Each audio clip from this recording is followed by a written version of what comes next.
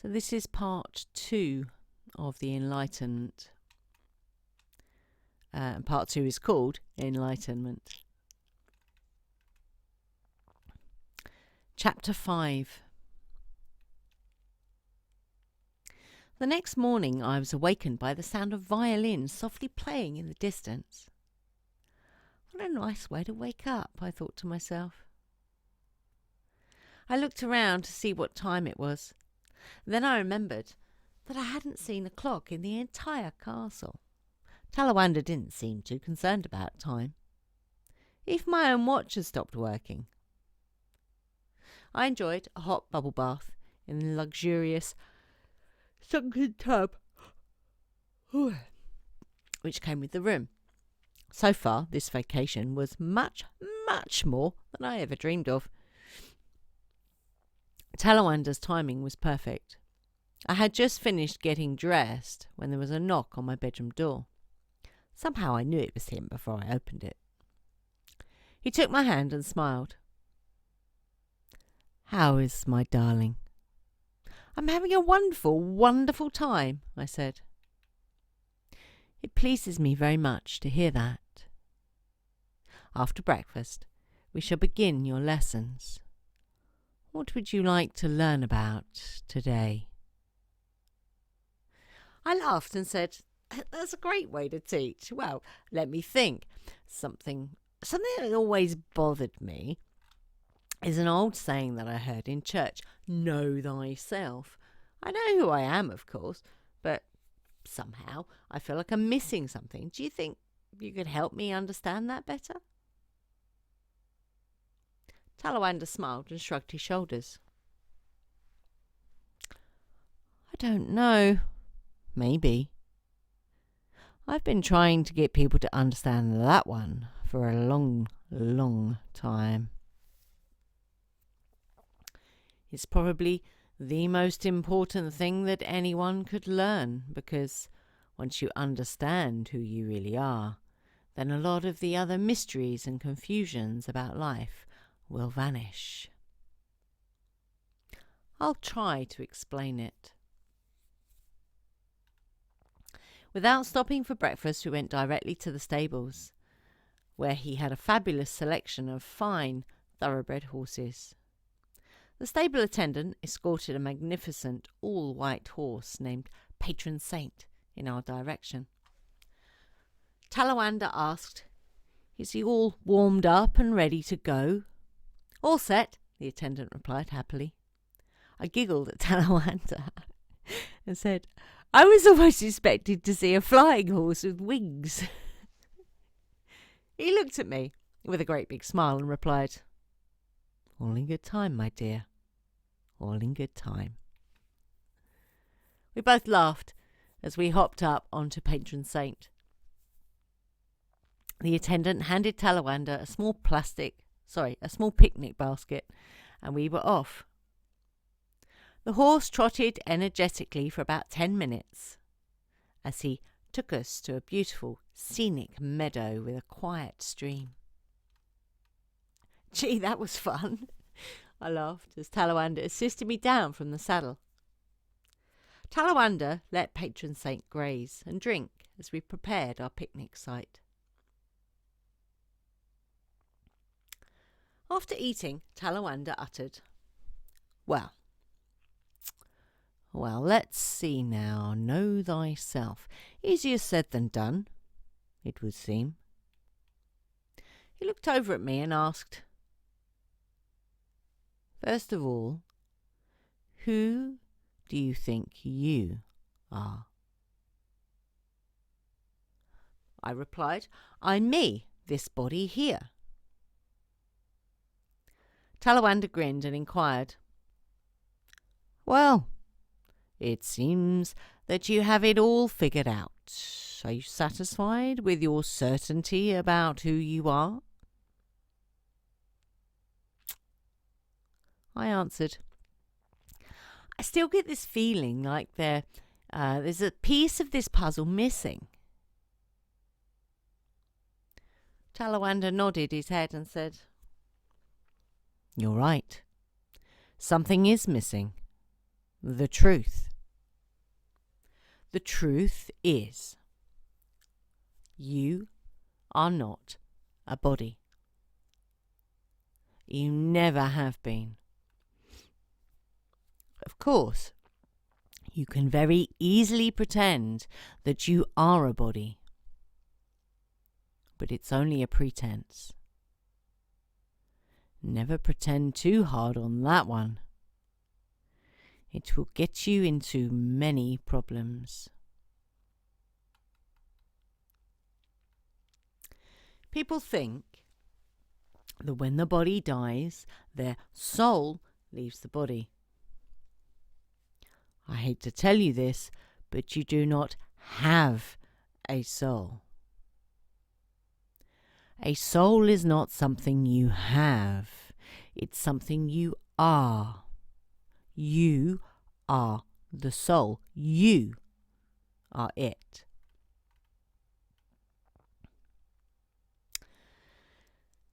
A very long time ago, you didn't need a body.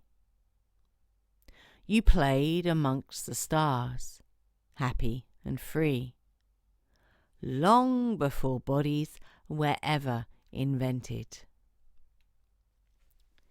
It was quite normal for you to move objects around without the aid of limbs and muscles. You simply levitated things from here to there. But I am afraid that levitation is a thing of the past, except for being part of some magician's bag of tricks.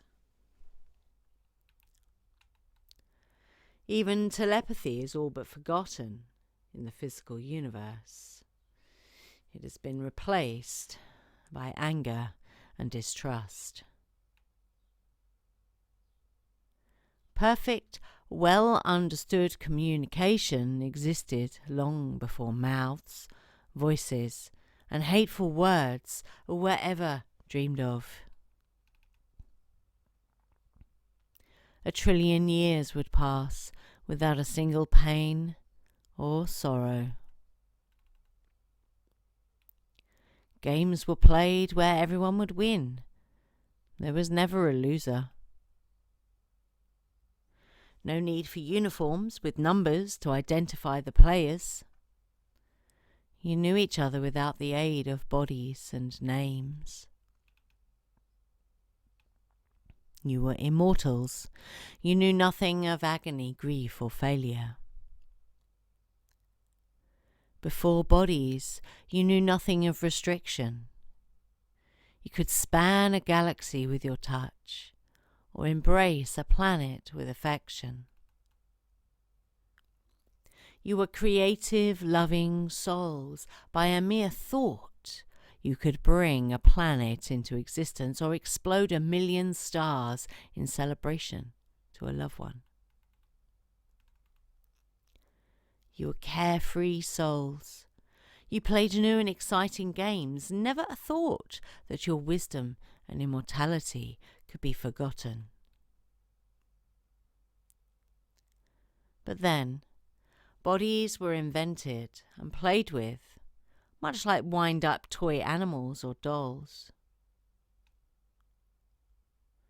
You were big at first, in comparison to these interesting animations.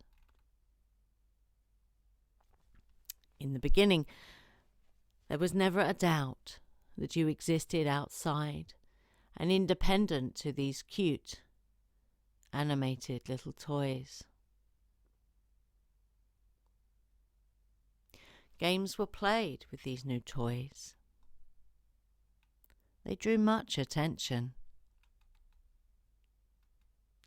At first, the games were fun and harmless, but as the eons passed, the rules to the games became more and more complicated. Rules and restrictions made the games more exciting, more interesting, and more convincing. One rule which made history was: each creature must eat and breathe to maintain activity. If it does not eat and breathe over a certain length of time, then it is disqualified. You now call this death. This rule affected the engineering of almost every animation. And this rule about eating and breathing is an automatic necessity on Earth today. No one ever questions or realizes that it was just a rule to add detail and fun to the game. The rule about eating turned out to be a bad rule because it led to the killing of one creature by another. It was interesting to watch, but some of the owners got upset. Some of the beings didn't communicate as much as before. They spent their time improving their toys so that they could better win at the contests and battles. It was also about this time that various handicaps such as sleep and fatigue were introduced into the rules of the games. Now the creatures had limited endurance and could get tired.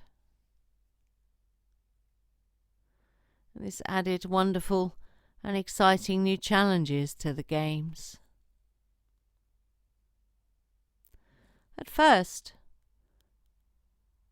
there was no malintent, but the games progressed, and this fascination with bodies continued. The improvements never stopped. Creatures were equipped so they could automatically reproduce themselves without having to be manufactured individually.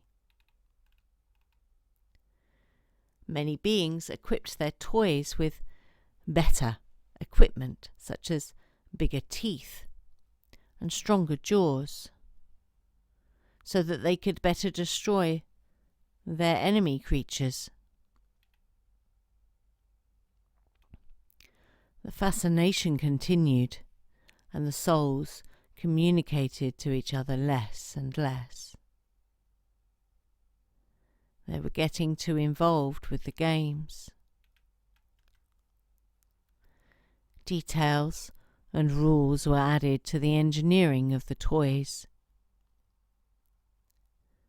They were designed with a built-in self-destruct mechanism, now called a lifespan. The type of food they could eat was programmed into them. Rules were established about how fast each type of creature was permitted to reproduce. This rule helped maintain what you now call the balance of nature. A creature which was indestructible was not much fun to play with, so every creature was programmed so that it was vulnerable to various things. Bacteria, pathogens were invented. They helped add more challenge to the games. Almost every creature was provided with programmed responses, so that it knew what to do in times of danger. This programming was transferable from one generation to another. Most of the toys were equipped so they could remember friendly and hostile situations. Millions of varieties of creatures were invented, anything from bacteria and cabbage to apes. The creatures were super advanced, highly technical biological animations, the ultimate in wind-up toys and dolls. They appeared to be very much alive and aware, but they weren't. Only a soul is alive and aware. The test of whether you are a soul is this: am I aware of being aware? If so, then you are not an animation.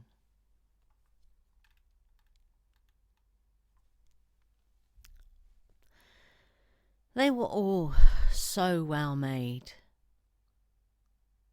that it was difficult to tell that they weren't actually alive. Every creature was such a marvel of technical perfection that the beings no longer had to watch over them. The animations were self-perpetuating, totally automatic living machines. Then the beings made a terrible, terrible mistake. The worst mistake in the history of the physical universe. They invented a new twist to the game. They decided to play a game by getting inside these toys. It was a very special game that everyone could play. A special variety of toy was created just for this new game. It was a very special body, known today as the human body. It's a very pretty body. It gives wonderful sensations which encourage reproduction. And they were happy and excited to play this new game. But they had to agree to certain rules. Rules which would severely limit their powers and awareness.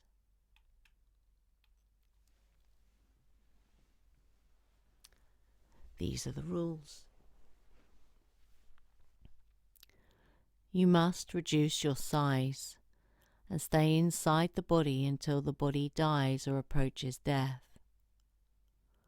Only one body per player at one time. No stealing of a body that has already been claimed. You must forget that you are a spiritual being. You must reduce your awareness to a certain level of intelligence and no more. If the body is hurt or attacked by disease, you must agree to feel the pain. Pain was invented to add detail and reality to the game's foolish invention. You must use the muscles and motor controls of the body only. Use of levitation or telepathy is strictly forbidden. You must pretend wholeheartedly that you are the body. You must take the game seriously and stick to the rules no matter what. If one body is killed or dies, you must immediately return to the game by picking up a new body as soon as one is available. The game is survival. See how long you can keep that body going, no matter what. Start.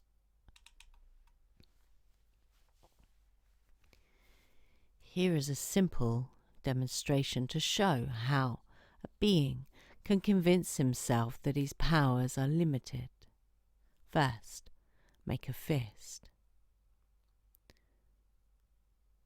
Now pretend that you cannot open it.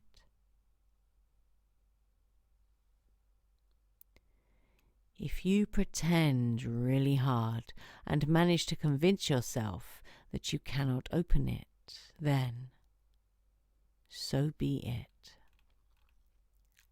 Remember, a being can do anything.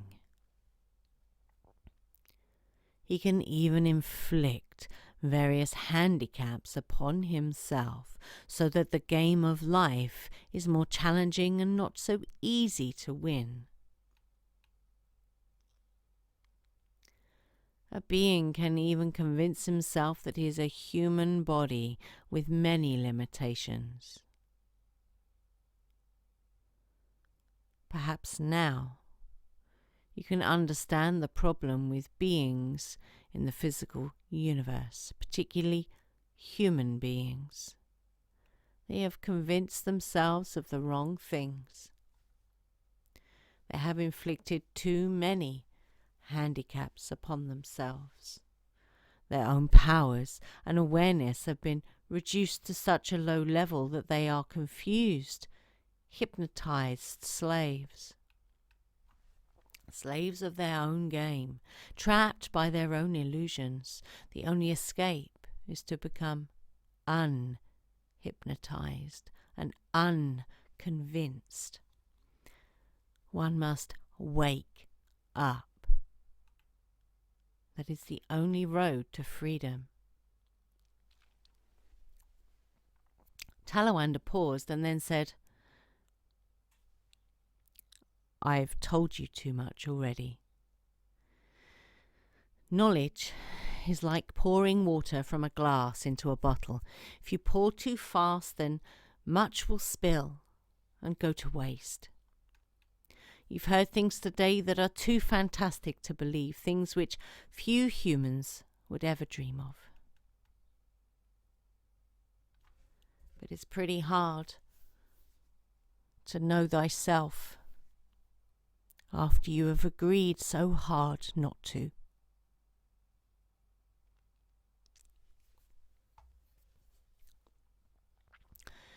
I was spellbound and begged him to continue. Talawanda, what happened after the game started? He paused and said, horrible things. Perhaps tomorrow I shall tell you. I pleaded, no, please tell me now. I've been listening to every word. Well, I've already told you more than you realize, but as you wish.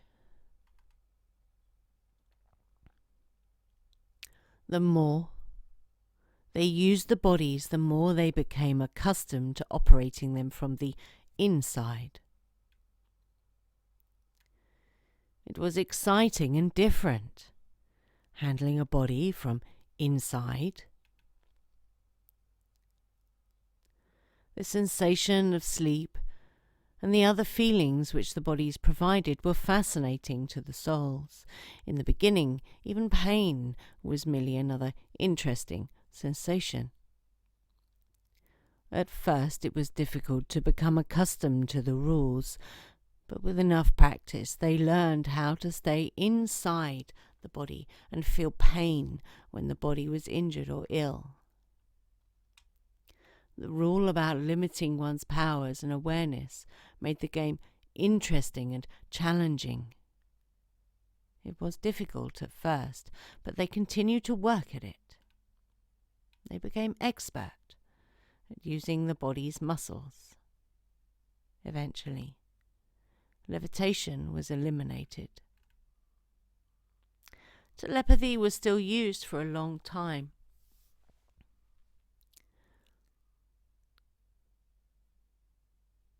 Sounds and symbols had to be developed so that communication could occur by making inscriptions in sand or making sounds with the voice.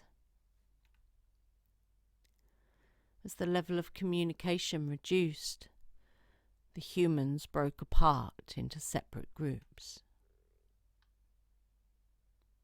Many souls still desired to get into the game, so they waited for the humans to reproduce and increase the availability of new bodies.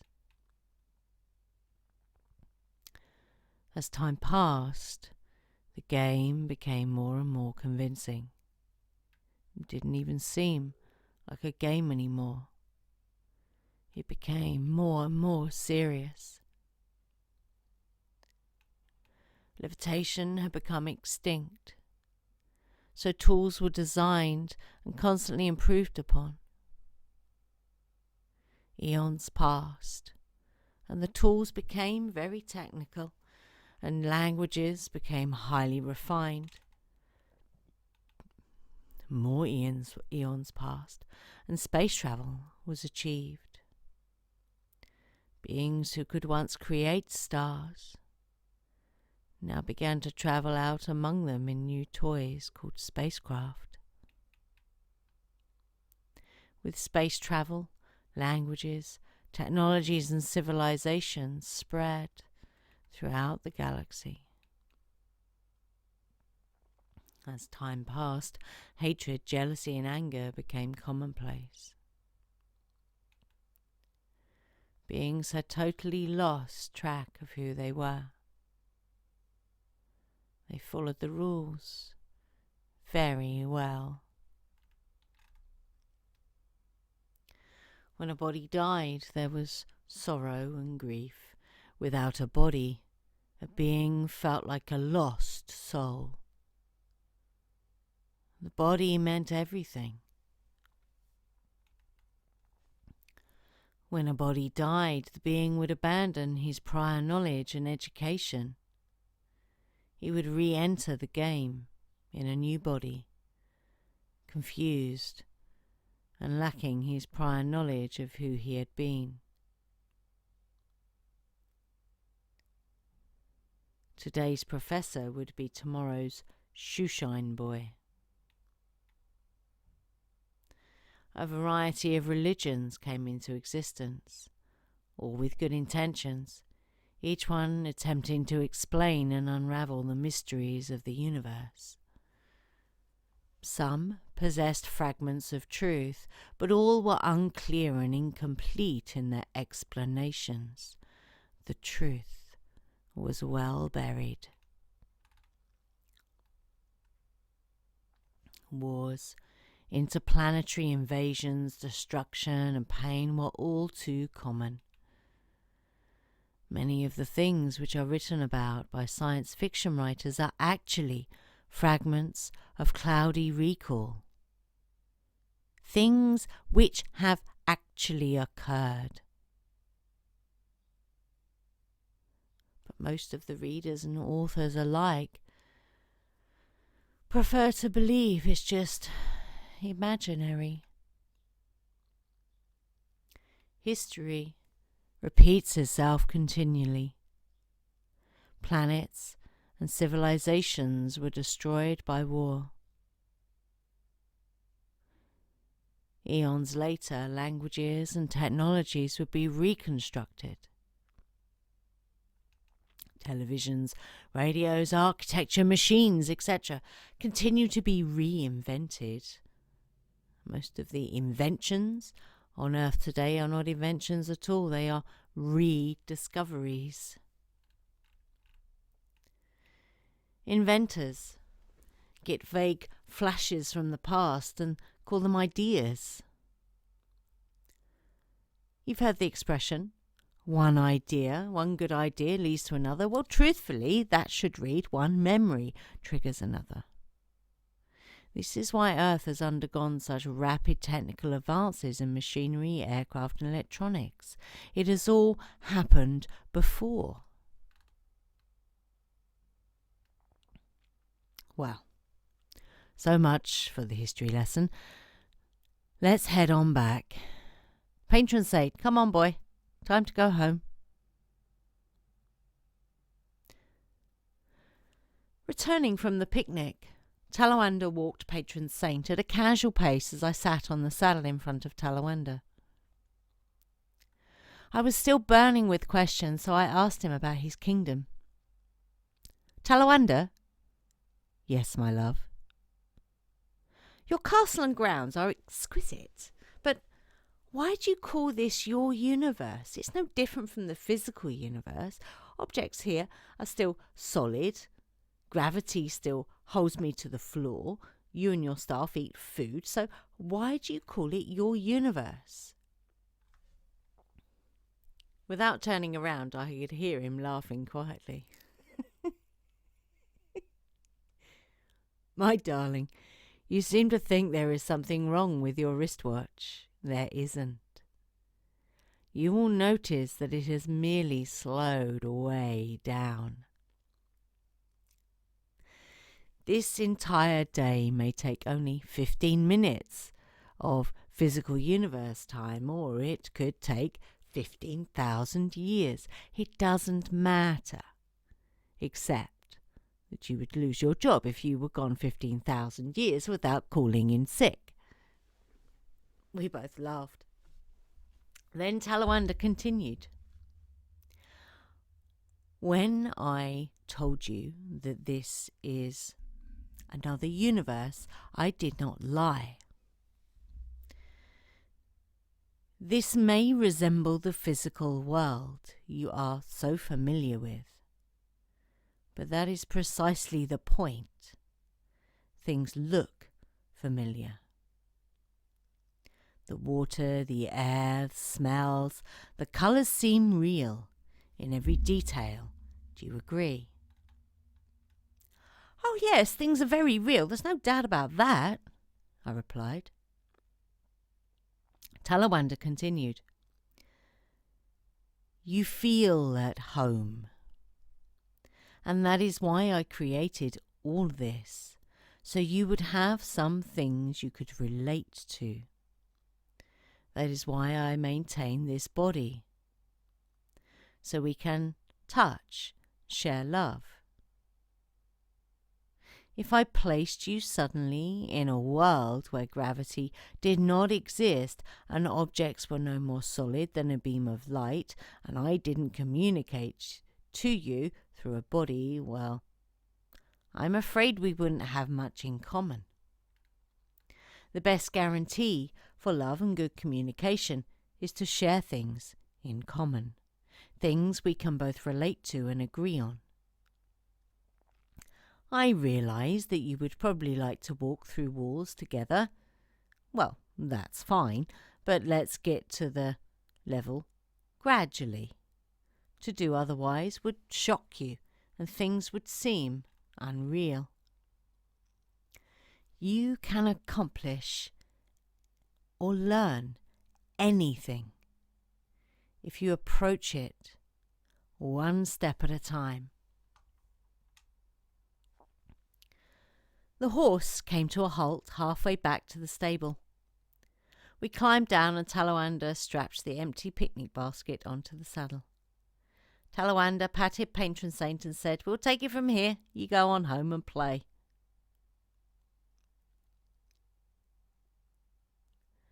Immediately the horse broke into a sprint, leaving nothing in sight but a trail of dust. Talawanda took my hand and escorted me off to the side of the trail. He led me to a field of soft grass. We sat there in silence, searching into each other's eyes. The more I looked at him, the more alive I felt. My vision became sharp and clear.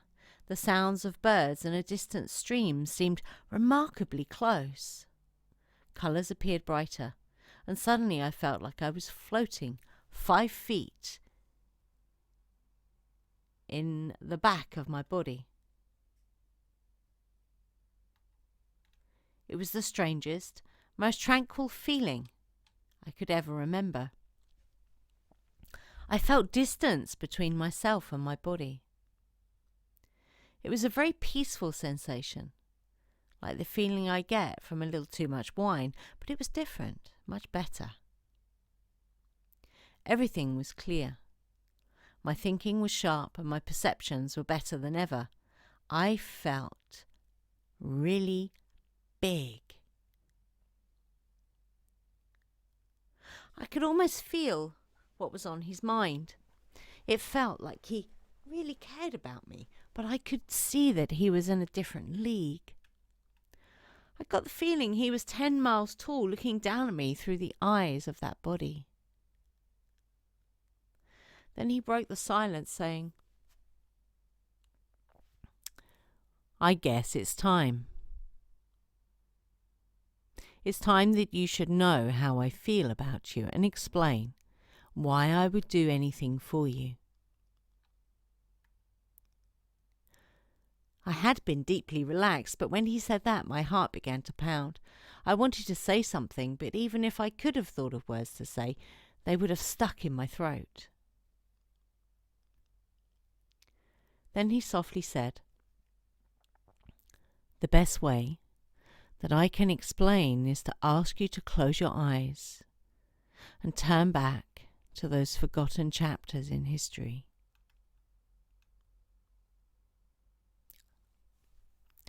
Long, long ago, before you were chained down by human restrictions, you were free. You always had known the taste of freedom. You were eternally happy. And there was a companion in your life.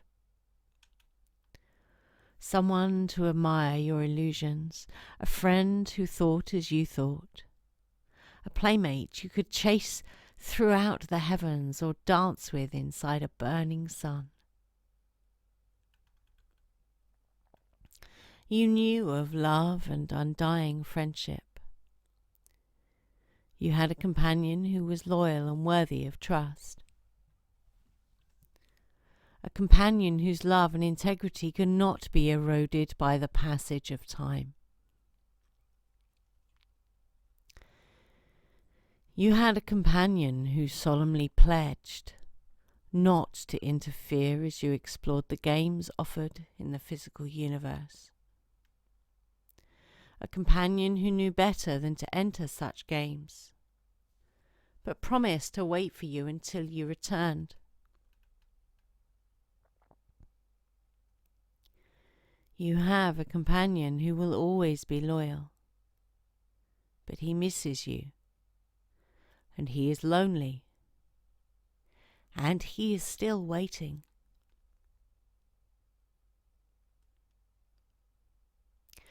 I opened my eyes and discovered that a beautiful sadness had brought tears to both of us.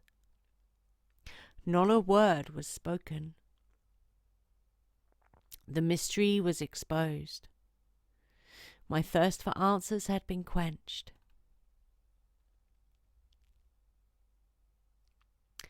Talawanda took my hands in his and stood there with a seriousness of purpose I had not seen in him before.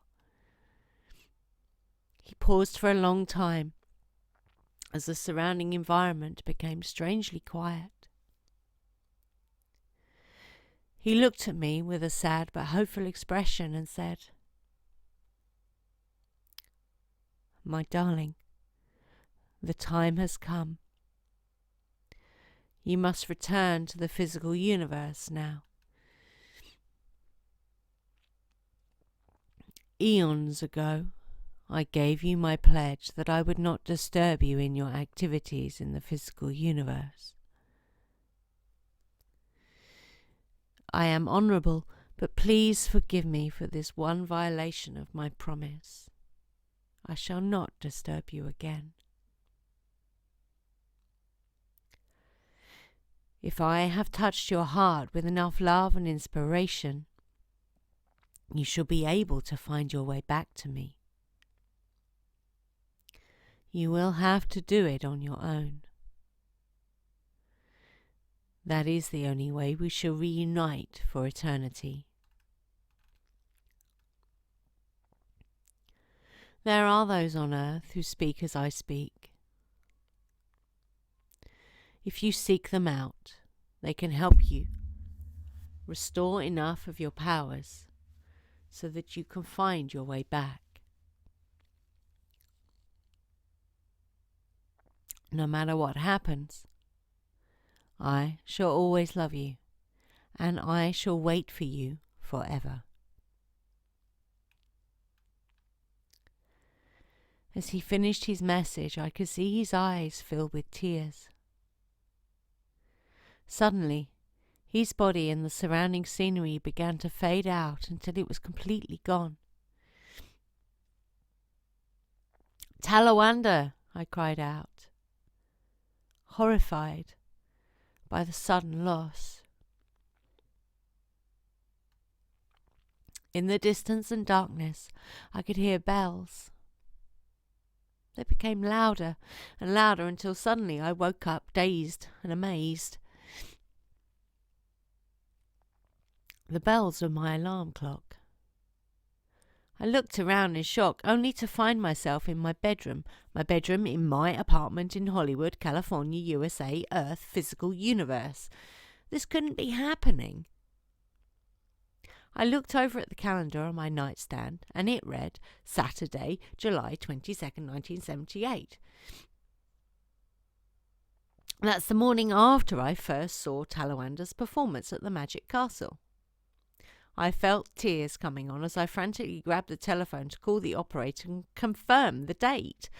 "Operator, what is today's date?" I asked in a panic. "Saturday, July 22nd, the operator replied. My eyes were a pool of tears as I hung up the telephone. "All a dream?"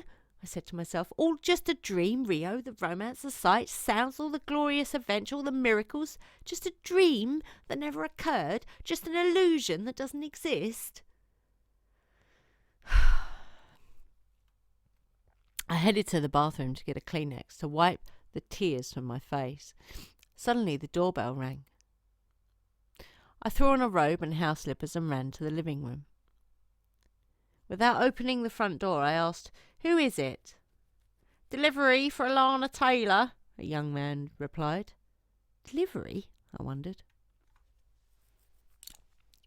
I opened the door just wide enough to receive the package, so the delivery man wouldn't see the mascara smeared around my eyes. It was a box of long-stemmed red roses. I closed the door and tore open the attached envelope and read the message.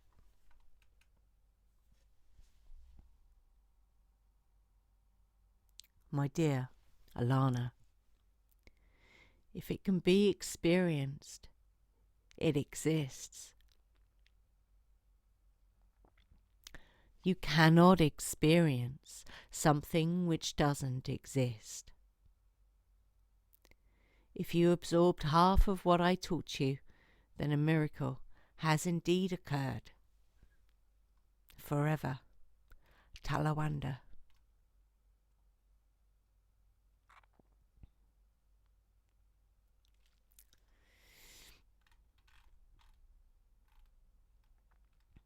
Epilogue. Far too often has Talawanda been disappointed in his desire to better the conditions of this world. There will be no more crusades, no more flashy campaigns. He owes his time to no one. Talawanda's teachings will not penetrate every heart. If this book has not inspired you, just disregard it. On the other hand, the only road to freedom is through wisdom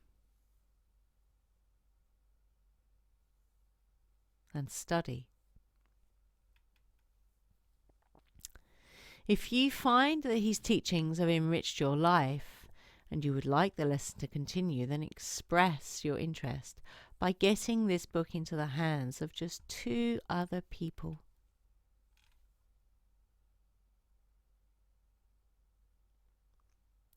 Finn.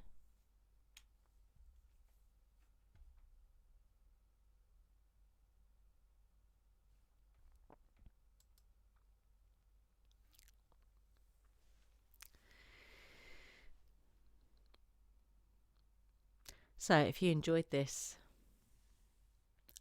particular book, feel free to share it out to anyone that you think would get it. Or even those who you think might not get it. Send it anyway.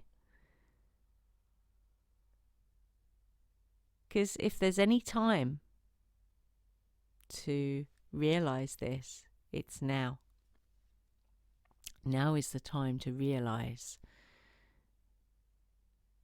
who you truly are. Stay fearless. See you next time.